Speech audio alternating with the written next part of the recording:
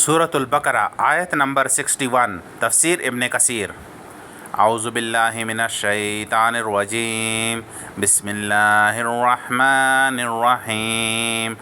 وَإِذْ قُلْتُمْ يَا مُوسَىٰ لَن نَّصْبِرَ عَلَىٰ طَعَامٍ وَاحِدٍ فَادْعُ لَنَا رَبَّكَ يُخْرِجْ لَنَا مِمَّا تُنبِتُ الْأَرْضُ مِن بَقْلِهَا وَقِثَّائِهَا وَفُومِهَا وَعَدَسِهَا وَبَصَلِهَا قَالَ أَتَسْتَبْدِلُونَ الَّذِي هُوَ أَدْنَىٰ بِالَّذِي هُوَ خَيْرٌ اهْبِطُوا مِصْرًا فَإِنَّ لَكُم مَّا سَأَلْتُمْ وَضُرِبَتْ عَلَيْهِمُ الذِّلَّةُ وَالْمَسْكَنَةُ وَبَاءُوا بِغَضَبٍ مِّنَ اللَّهِ ذَٰلِكَ بِأَنَّهُمْ كَانُوا يَكْفُرُونَ بِآيَاتِ اللَّهِ وَيَقْتُلُونَ النَّبِيِّينَ بِغَيْرِ الْحَقِّ ذَٰلِكَ بِمَا عَصَوا وَّكَانُوا يَعْتَدُونَ۔ احسان فراموش یہود۔ یہاں بنی اسرائیل کی بے صبری اور نعمت اللہ کی ناقدری بیان کی جا رہی ہے کہ من و سلوہ جیسے پاکیزہ کھانے پر ان سے صبر نہ ہو سکا اور ردی چیزیں مانگنے لگے۔ ایک طعام سے مراد ایک قسم کا کھانا یعنی من و سلوہ ہے۔ فوم کے معنی میں اختلاف ہے۔ سیدنا ابن مسعود کی قرأت میں سوم ہے۔ مجاہد رحمہ اللہ نے فوم کی تفسیر سوم کے ساتھ کی ہے یعنی لہسن۔ سیدنا ابن عباس رضی اللہ عنہما سے بھی یہ تفسیر مروی ہے۔ تفسیر ابن ابی حاتم 193 جلد 1۔ اگلی لغت کی کتابوں میں فو موالنا کے معنی اختبرو یعنی ہماری روٹی پکاؤ کے ہیں۔ امام ابن جریر رحمہ اللہ فرماتے ہیں اگر یہ صحیح ہو تو یہ حروف مبدلہ میں سے ہیں جیسے آسور شر، آفور شر، اصافی، اساسی، مفافیر، مغاسیر وغیرہ، جن میں فے سے اور سے فے بدلا گیا کیونکہ یہ دونوں مخرج کے اعتبار سے بہت قریب ہیں۔ واللہ عالم۔ تفسیر ابن جریر الطبری 130 جلد 2۔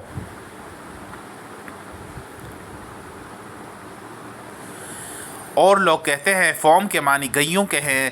سیدنا ابن عباس رضی اللہ عنہما سے بھی یہ تفسیر منقول ہے اور اہیہ بن جلاح کے شعر میں بھی فوم گئیوں کے معنی میں آیا ہے۔ بنی ہاشم کی زبان میں فوم گئیوں کے معنی میں مستعمل تھا۔ فوم کے معنی روٹی کے بھی ہیں، بعض نے سنبلہ کے معنی کیے ہیں۔ حضرت قتادہ اور عطا رحمہ اللہ علیہما فرماتے ہیں جس اناج کی روٹی پکتی ہے اسے فوم کہتے ہیں۔ بعض کہتے ہیں فوم ہر قسم کے اناج کو کہتے ہیں۔ موسیٰ علیہ السلام نے اپنی قوم کو ڈانٹا کہ تم ردی چیز کو بہتر کے بدلے کیوں طلب کرتے ہو؟ پھر فرمایا شہر میں جاؤ وہاں یہ سب چیزیں پاؤ گے۔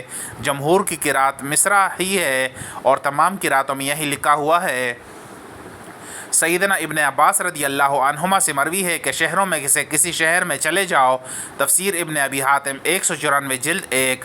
سیدنا ابی بن کعب اور سیدنا ابن مسعود سے مصر کی قرأت بھی ہے اور اس کی تفسیر مصر شہر سے کی گئی ہے، اور یہ بھی ہو سکتا ہے کہ مصرن سے بھی مراد مخصوصاً شہر مصر لیا گیا ہو اور یہ الف مصرع کا ایسا ہو جیسے قواریرا 76۔ سورۃ الانسان آیت نمبر 15-16 میں ہے۔ مصر سے مراد عام شہر لینا ہی بہتر معلوم ہوتا ہے، تو مطلب یہ ہوا کہ جو چیز تم طلب کرتے ہو یہ تو آسان چیز ہے، جس شہر میں جاؤ گے یہ تمام چیزیں وہاں پا لو گے، میری دعا کی بھی کیا ضرورت ہے؟ کیونکہ ان کا یہ قول محض تکبر، سرکشی اور بڑائی کے طور پر تھا، اس لیے انہیں کوئی جواب نہیں دیا گیا۔ واللہ عالم۔ پاداش عمل مطلب یہ ہے کہ ذلت اور مسکینی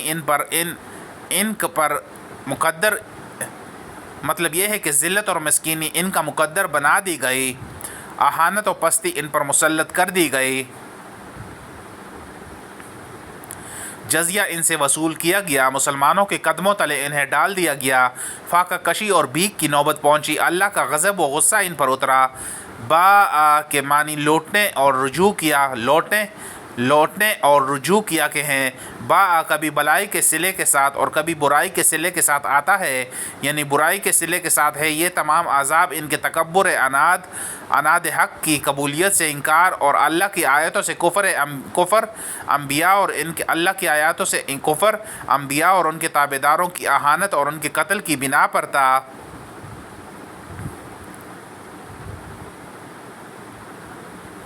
اس سے زیادہ بڑا کفر کون سا ہوگا کہ اللہ کی آیتوں سے کفر کرتے اور اس کے نبیوں علیہ السلام کو بلا وجہ قتل کرتے۔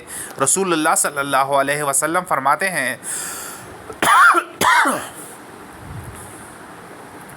تکبر کے معنی حق کو چھپانے اور لوگوں کو ذلیل سمجھنے کے ہیں۔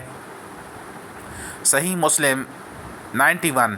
مالک بن مرارہ رحاوی رضی اللہ عنہ ایک روز خدمت رسول صلی اللہ علیہ وسلم میں عرض کرتے ہیں کہ یا رسول اللہ صلی اللہ علیہ وسلم، میں خوبصورت آدمی ہوں، میرا دل نہیں چاہتا کہ کسی کی جوتی کا تسمہ بھی مجھ سے اچھا ہو، تو کیا یہ تکبر اور سرکشی ہے؟ آپ صلی اللہ علیہ وسلم نے فرمایا نہیں، بلکہ تکبر اور سرکشی حق کو رد کرنا اور لوگوں کو حقیر سمجھنا ہے۔ مسند احمد 385 جلد 1 صحیح۔ چونکہ بنی اسرائیل کا تکبر کفر و قتل انبیاء تک پہنچ گیا تھا، اس لیے اللہ کا غضب ان پر لازم ہو گیا، دنیا میں بھی اور آخرت میں بھی۔ سیدنا عبداللہ بن مسعود رضی اللہ عنہ فرماتے ہیں کہ ایک بنی اسرائیل ان میں موجود 300 نبیوں کو قتل کر ڈالتے تھے، پھر بازاروں میں جا کر اپنے لین دین میں مشغول ہو جاتا۔ ابو داؤد طیالسی۔